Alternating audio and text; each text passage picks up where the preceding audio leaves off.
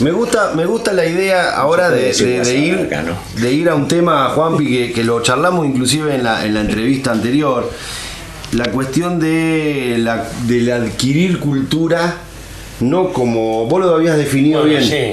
No como una cuestión como una enciclopedia. Digamos, no ser el hecho de tener un gran bagaje cultural o mucho conocimiento, te puede poner en dos posturas.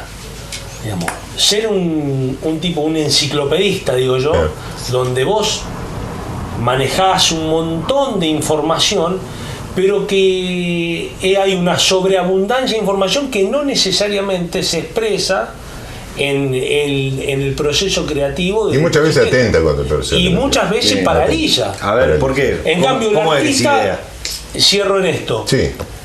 Digamos, se nutre. Es una caja de herramientas. Y se nutre de lo que él precisa para crear. Bueno, también ya la información. Es tal cual.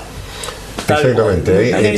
Aparte se vuelve un peso muy grande para el creativo. O sea, la tradición, digamos. Sí, la tradición. El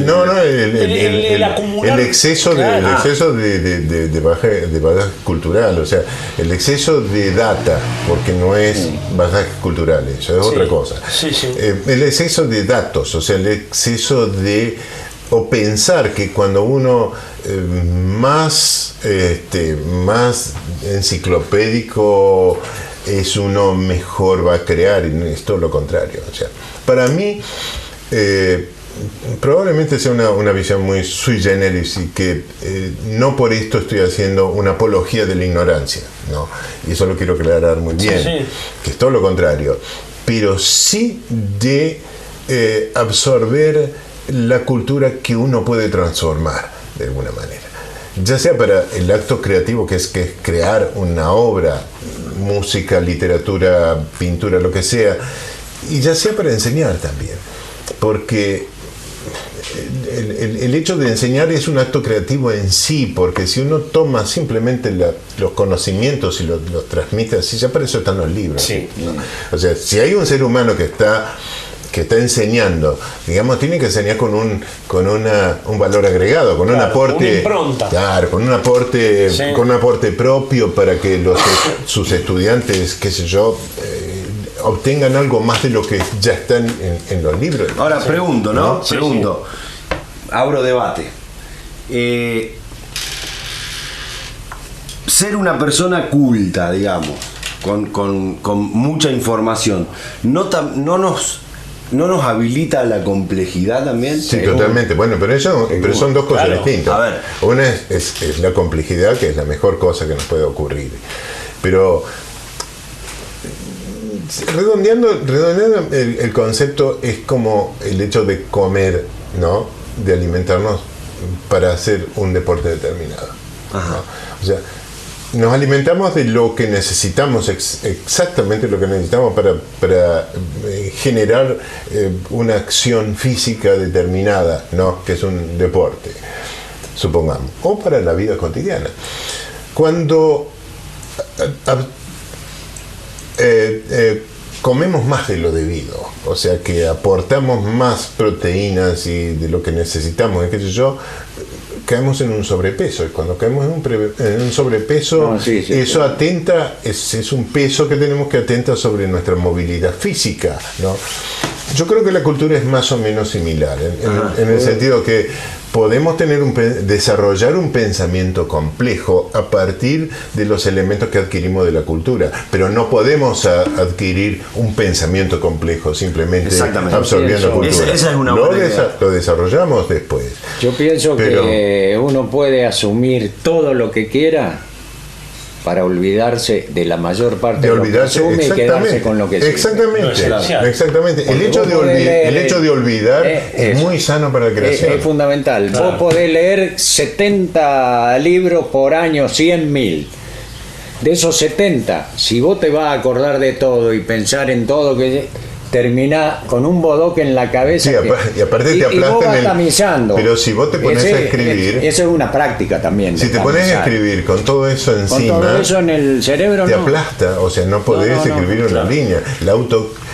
Lo que pasa con el exceso de data, ¿no? El exceso estoy hablando, no la cantidad de cultura, que puede ser enorme, pero el exceso de data que podemos tener es que nos aplaste. O sea que después, si somos expertos en Velázquez, por ejemplo, y Leonardo, y qué sé yo, después agarramos el pincel y obviamente nos va a temblar la mano para dar una pincelada, porque tenemos encima todo un edificio claro, de la historia del arte encima. ¿Cómo vamos a pintar? O sea, es imposible. Entonces ahí lo que decimos, ¿cómo va a escribir si lee el escritor y decir no, cómo voy a escribir yo? Pero lees pensando que más datos tenés, o más libros tenés en la cabeza, y eso te va a facilitar las cosas. Yo creo que hay un equilibrio. Probablemente lo que estoy diciendo sea un poco dramático, pero hay un límite en lo que uno puede absorber para transformarlo en otra cosa. Hay una limitación como la gastronomía es una de las cosas más maravillosas que ha inventado el hombre, pero sin embargo no podemos comer todo sin pagar tal cual las consecuencias en nuestras performances físicas, ¿no? Yo creo que en la creación artística pasa algo bastante similar. Aquellos enciclopedistas tienen un hándicap, aquellos que tienen para mí la bendición, porque yo no lo tengo en absoluto, de tener una memoria extraordinaria. Aquellos que tienen una memoria extraordinaria tienen un problema muchas veces, porque les resulta muy fácil acumular, leer un libro y recordarlo todo, o ver algo y recordarlo todo, y a la hora de crear, yo creo que se ven en más dificultades de las personas. Bueno, pasa mucho cuando vos ves la jactancia del erudito. Sí. Te explica todo y después a mí me viene a la memoria, no me acuerdo el nombre del poeta, pero un poeta español, un poeta reconocido que desarrolla un poema y el poema tiene un error de ortografía. Y la crítica le hace notar el error de ortografía. Claro. Y el tipo le contesta y le dice: joder, yo no soy un profesor de lengua, yo soy un poeta. Claro. Está muy bien. Está muy bien. Escúchame, si Roberto Art, con los errores que tenía, hubiera dicho yo no puedo escribir, porque Roberto Art tenía hasta errores de ortografía. Y es uno de los grandes escritores argentinos, que después lo cual no quiere decir que uno no tenga que aprender la regla del lenguaje, pero no es condición sine qua non la erudición para lograr una buena obra. Me gusta la idea de aquello que se llena mucho y no deja espacio, no puede moverse. Claro. Se mueve con más dificultad. En cambio, cuando yo tengo una parte, cuando le das lugar al ejercicio, la mitad, le das lugar al ejercicio. Eso se mueve, una bola, ¿no? Con este tema de alguna manera buscar un hilo conductor en las distintas disciplinas, pasa en las grandes empresas, por ejemplo. Uno toma una gran empresa de una industria automovilística, pongamos, la Mercedes-Benz. A mí me han dicho que en la Mercedes-Benz trabajan 5.000 ingenieros, por ejemplo, ¿no? O más. Pero por los pasillos de estas grandes empresas se ven gente que anda en sandalias y con las rastas, que no son ingenieros, pero son los que mejores ideas tienen, ¿no? Los creativos. Y son, no te digo todas, pero son los que esas ideas después hay otro equipo de señores de traje y corbata que las desarrollan, que la formalizan, exactamente. Bueno, en Silicon Valley hay mucho de esto. Y en Silicon Valley, en la electrónica sin ninguna en estas empresas de nueva generación, y eso lo he visto. Flexibilidades horarias, porque aparte. Sí, yo he estado en empresas que están llenas de juguetes, pistolas que tiran flechas con sopapas y se viven tirando tiros. Pero aparte, Oscar, todo el tiempo. Y en la disciplina creativa, ustedes lo pueden tal vez por cercanía y por haberlo conocido más, pero el negro Fontana Rosa también siempre planteaba esto, digamos. esa cuestión del ocio creador, Totalmente. de tener espacio para parar. Totalmente. Porque hay una cuestión, digamos. Oscar el lo tipo pone. que necesita crear, lo estoy diciendo, usted necesita dibujar, necesitas crear. Es decir, no necesitas un jefe que te ponga un cuchillo en la panza y te diga, bueno, vos a partir de las 7:30 te pones a laburar y tenés que cumplir horario hasta las 3 de la tarde, porque me parece que en el proceso creativo, en el artista... Totalmente de acuerdo. Vos hay una decís necesidad física. el relax como único motor creativo. Sí, El relax son dos temas diferentes. O sea, no hay ninguna obligación de ser artista, de ser escritor, de ser músico. No hay ninguna obligación. Nadie te obliga. Es una necesidad imperiosa que tiene el alma. Ahí está. O sea, aquellos que sienten esa necesidad lo van a hacer sin ningún tipo de contradicciones. Expulsión. Exactamente. En cambio, hay mucha gente que entra en el mundo del arte, por ejemplo, por esnovismo, o sea, porque queda bien, o porque cool, creen, sí. Porque es cool, o porque creen que ahí van a encontrar un camino y qué sé yo, pero en realidad, y se ve en la obra, no tienen esa necesidad imperiosa de expresarse a través de un instrumento artístico determinado, ¿no? Yo no, y me voy a citar de nuevo, yo no hago ni dos dibujos ni dos ilustraciones cuando ya no lo siento. O sea, yo dejé de ser ilustrador, estas ilustraciones que mostré, sí. Yo dejé de hacerlas hace muchos años ya. ¿Por qué? Porque me di cuenta que hice una ilustración que era un invento. O sea, que había puesto todos mis conocimientos y todas mis cosas. Fue un invento, pero no me salió de adentro. Y me pesó porque no tenía la necesidad de hacerlo. La segunda que hago no tenía la necesidad, entonces abandoné. Abandoné la ilustración narrativa y creativa, digamos, en el cenit de mi carrera, en el punto más alto de mi carrera, donde estaba preparado ya para ser famoso internacionalmente y para ya empezar a hacer, editar libros y ser, qué sé yo, en esa época incluso se imprimían grandes pósteres, no sé si son pósteres, reproducciones, qué sé yo, de mi obra y todo eso, hechas de mucha calidad y todo eso. Estaba a punto, estaba empezando ya con eso, y en ese momento corto y dejo. ¿Por qué? Porque ya no lo sentía. Y entonces no puedo mentirle a la gente, otra poco no puedo mentirle a mí yo creo que a mismo. usted se le hace más insoportable no ser honesto con usted. Totalmente, aparte, pero sinceramente no es una cuestión ni ética ni moral, es una cuestión que me aburro soberanamente, claro, o sea, de necesidades no se lo banca usted. no me lo banco yo porque es un aburrimiento espantoso. No puedo inventar cosas y hacer inventos, ¿no? Si no me viene de adentro, no lo puedo hacer. Bueno, hay mucha gente que no trabaja toda su vida. ¿Sí? A mí una cosa, Enrique, que me sorprendió y que habla, yo honestamente me sorprendió hablando con Oscar, y creo que va en línea con esto, la falta de prurito total y de prejuicio total a la hora de la crítica de Manuel, lo dijo aparte así brutalmente, a mí viene y me dicen, mira, rompo todo, arranco de cero y cuando alguien me hace una crítica de se cosas, plantea y es un nuevo desafío. Claro, sí, de la manera. Es buenísimo. A mí, bueno, ahora hay convengamos. gente que se ofende. Bueno, Enrique, convengamos cuando le que dicen algo, digamos, no pasa con todos. No, Es una rara ave. Hay alguien que tiene varios dibujos de él que abollaba y lo tiraba y lo planchó, uno de tus amigos, ¿te acordás? porque tiraba cosas, entonces lo iba corriendo desde el piso. Sí, yo me lo quedo. Yo le robé algunos bocetos, pero porque se los robé, pero... No, bueno, pero más allá de que sea... No es una cosa de una...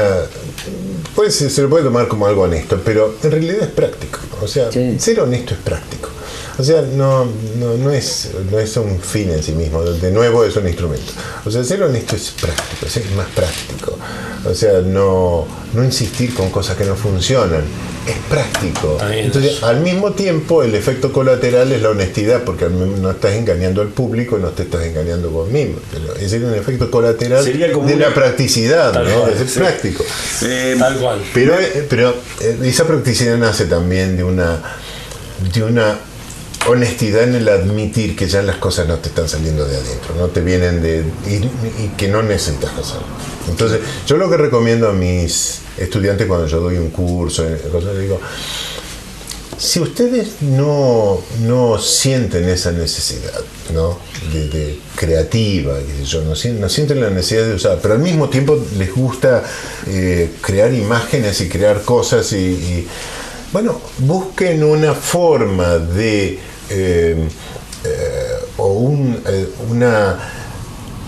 un trabajo determinado o una de las ramas de esta profesión que necesite de menos carga creativa. O sea, vuélvanse ilustradores técnicos, vuélvanse ilustradores descriptivos que no narrativos, ¿no?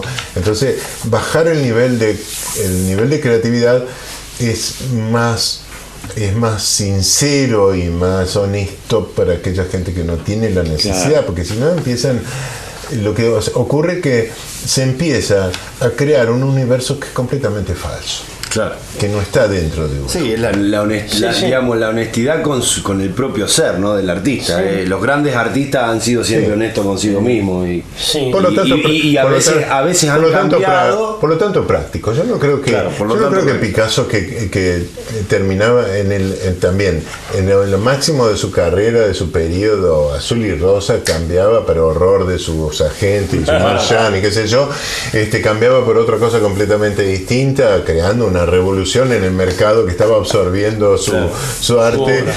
Sí. Yo no creo que Picasso se haya puesto a pensar un solo segundo, esto lo estoy haciendo por una honestidad intelectual. Era una necesidad. Practicidad absoluta y la necesidad de hacer otra cosa porque se había agotado su periodo azul y rosa, ¿no? Así es praxis, sí, está bien. Totalmente. Me gustaría, ya entrando en otro tema, ¿no? Entrando en un tema que a mí me gustaría desarrollar porque se me ocurre que es un mensaje hacia aquellos que nos están viendo y tienen alguna inquietud de dedicarse a algo que tenga que ver con el arte, ¿no? Que es la contracción al trabajo que conocemos de Oscar, pero en términos de el entrenamiento constante, digamos, de las habilidades. Sí, absolutamente. Háblame de eso. Eso es básico y fundamental. Eso es el estar entrenado. Es como, a costa de volverse un obsesivo. Bueno, no se puede hacer nada bien si uno no pone una cuota de obsesión. O sea, no creo que nadie haga algo importante o lo que uno pretende hacer algo importante sin una cuota de obsesión, ¿no? Bien. Digamos que el arte muchas veces necesita de eso, sí. Como todas las disciplinas. Yo no creo que Einstein no haya sido una persona obsesiva. Tal cual. Salvando la distancia. Lo que pasa es que hay una falsa concepto. Claro, como que vos... Como la bohemia, ¿no? Claro, esa bohemia donde uno tiene lo dado... Sí, que cae del cielo. Y hace dos trazos. No, es un trabajo. O una composición, no sé, o como, qué sé yo. Beethoven. Mozart, Beethoven, lo escrito de Beethoven era una cosa, pobre tipo, lo que renegaba. Exactamente. Hay un limbre, hay un trabajo, un borrar, un volver. Los escritores que escriben estos grandes libros y qué sé yo, si uno ve la cantidad de líneas que escriben por día, es casi ridícula. Página y media por día. Pero es un trabajo muy intenso. Muy intenso. Y es una página y media por día. Hay obsesiones. No gastan papel porque tienen la computadora, el papel. Pero igual están ahí. No hacen más de. Pero el entrenamiento es como lo que, volviendo de nuevo a tu pregunta, es yo siempre lo comparo con un deportista, con boxeador como un futbolista. O sea, si uno siguiera día a día lo que se entrena un futbolista de alto rendimiento, o un boxeador que pelea para el mundial o que ya es campeón mundial, lo que sé yo. Si uno siguiera lo que se entrena, un boxeador, por ejemplo, tiene que tener entrenado perfectamente entrenadas las piernas, la cintura, las cosas. Creo que lo hablamos hace unos días con la esto. Técnica, los golpes. Claro, si alguno de esos detalles no lo tuviera bien entrenado, lo fajan. Claro. Exactamente. O un futbolista que se entrena cuando el día que va a jugar el partido, el clásico de las grandes ligas. No, se entrena desde la mañana hasta que termina el día de una manera atroz, y es un sacrificio inmenso, enorme. Y aparte se entrena, ¿qué se entrena un jugador de fútbol? Los pies, las piernas, no, es un entrenamiento integral que es mental, desde mental hasta físico, hasta el último detalle de su físico, hay un ejercicio para tenerlo entrenado. O sea, eso pasa con el arte también. Eso pasa con ser un buen dibujante, ser un buen ilustrador, un buen pintor, un buen escultor. Hay un entrenamiento constante y no solamente de trabajo. Yo me pasé mi vida comprando tiempo libre, por ejemplo. Por eso no tengo dinero, porque cuando tenía un poco de dinero compraba 3 meses, 5 meses de tiempo libre. ¿Qué era? ¿Sentarme ahí en la famosa reposera? No, en absoluto. En ese tiempo libre yo trabajaba más que en mi tiempo de trabajo. Acá yo tengo subrayado algunos apuntes, el ejercicio de la imaginación. Bueno, y esa es otra cosa. No solamente el ejercicio por eso es un ejercicio integral. No solamente el ejercicio de la mano, de la parte psicomotriz, si vamos al caso, ¿no? Sino el ejercicio de la imaginación. Hay gente que dice, yo no tengo imaginación, vos tenés mucha imaginación. Claro, porque la desarrollo. Claro. Y se desarrolla. Si uno ejerce un ejercicio de imaginación todos los días, ¿no? Todos los días, la imaginación obviamente se atrofia como cualquier músculo. Si uno lo entrena todos los días, la imaginación se fortalece y se vuelve igual que un músculo, más eficiente, más fuerte, qué sé yo. Pero es todo un entrenamiento integral. O sea, es el del dibujo en sí, para tener un trazo más suelto, y todo eso se logra con mucha práctica, muchas cosas. El estudio de la composición, que no se termina nunca, el estudio de la anatomía, que no se termina nunca. Y ahí quisiera volver al tema de la anatomía, porque los clásicos estudiaban anatomía hasta el Renacimiento, hasta el 800, digamos, que en el siglo XIX, se estudiaba tanto la figura humana, porque es lo más difícil. Claro. O sea, es lo más difícil del mundo, la figura humana. ¿Por qué? Porque tenemos que ser convincentes ante un público experto en la figura humana. Porque si dibujáramos perros, por ejemplo, o leones, o jirafas, ¿quién tiene idea de cuán separados están los ojos de una jirafa? Una buena mano. Pero un error de milímetros en la apertura de los ojos, dibujando una figura ideal, por ejemplo, o de la distancia de la nariz y el labio, son milímetros que le erramos automáticamente. No convence. No funciona más. Y eso que pretendimos que sea la representación de la belleza, se convierte en la representación de la fealdad. ¿Por qué? Porque no tenemos el suficiente conocimiento de la anatomía humana. Entonces, cuando logramos dibujar una figura de forma convincente, ahí tenemos un instrumento espectacular. ¿Por qué? Porque después no hay nada más difícil. Claro. Dibujar una figura humana y después dibujar un caballo es infinitamente más fácil. ¿Por qué? Porque no tenemos ese público crítico.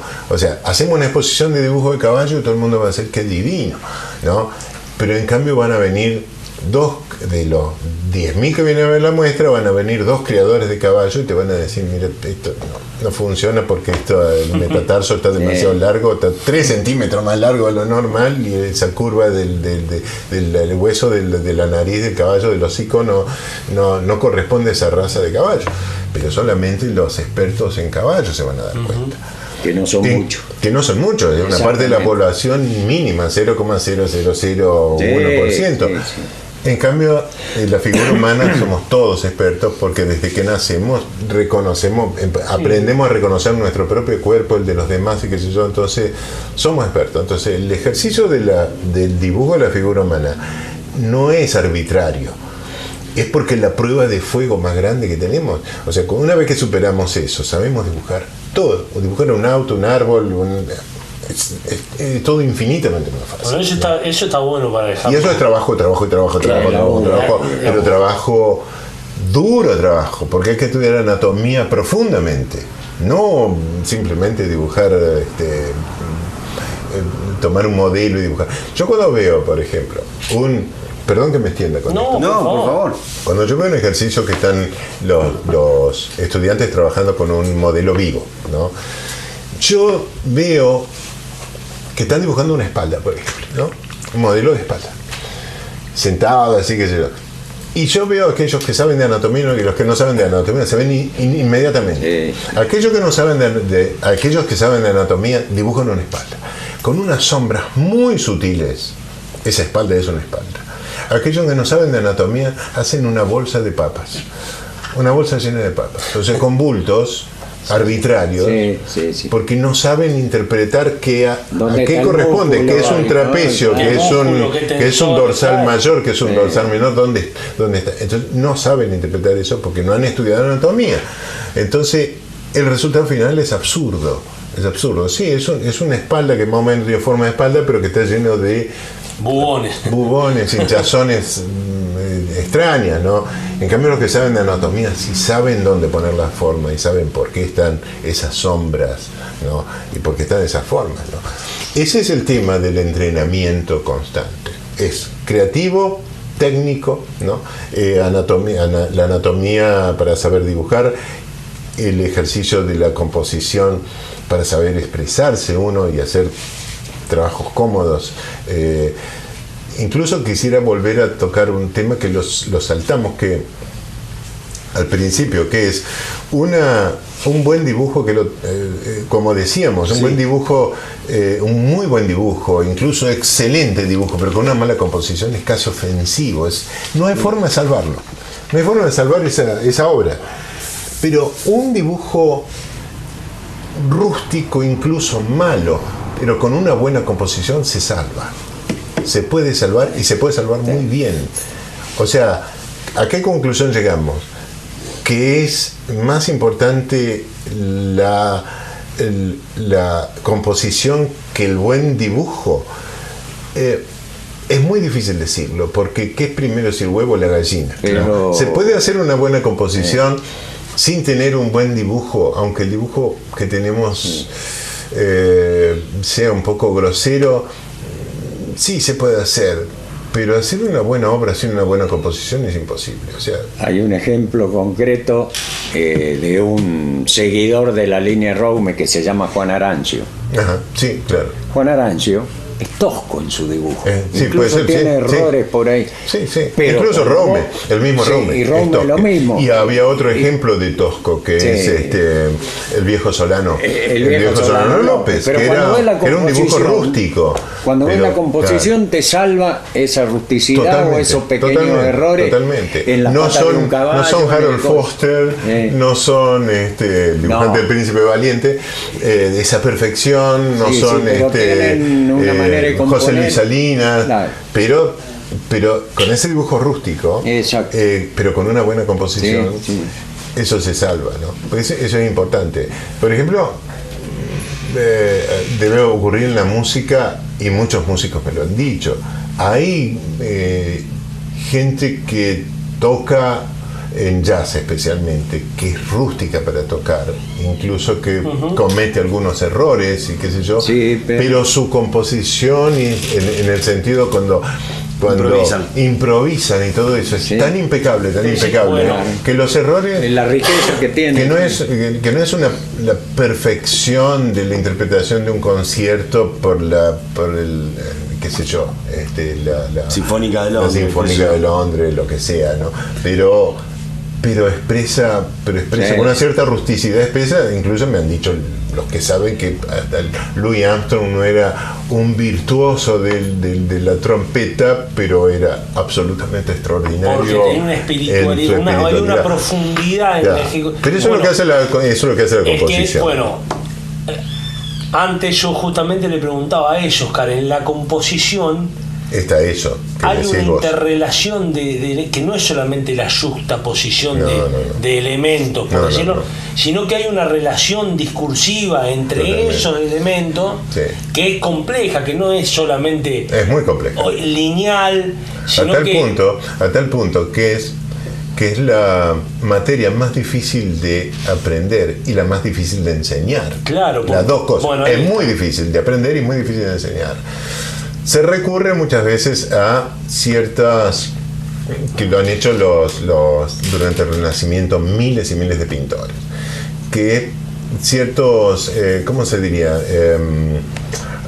Tips. Sí, ciertos tips, ciertas formas clásicas de crear una composición. De rudimentos, ¿no? Como para... Exactamente. Sí, claro, pero...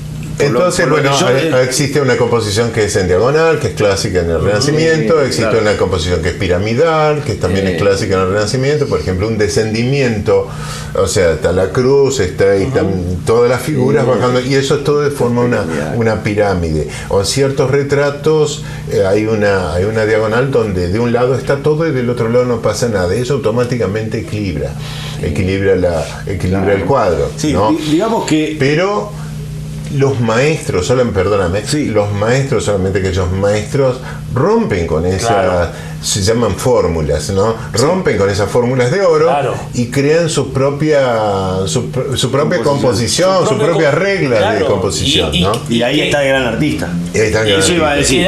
Digamos, y que no cae mal, digamos. No, absolutamente. Al contrario, todo lo contrario. No, todo lo contrario. Bueno, algo pasaba. Capta tu interés mucho más. Claro, algo pasaba, Enrique, que lo que ya viste mil veces. Con los fraseos de Charlie Parker. Claro.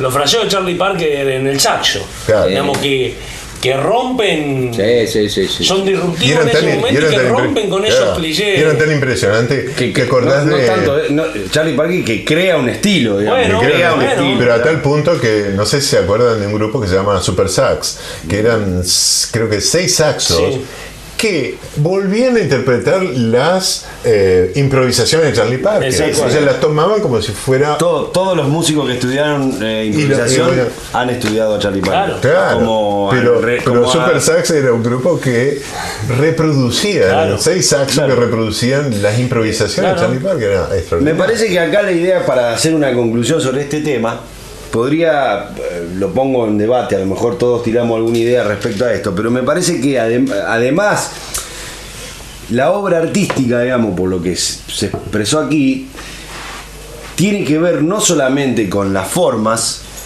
con las técnicas, con los entrenamientos, sino con la profundidad. Totalmente.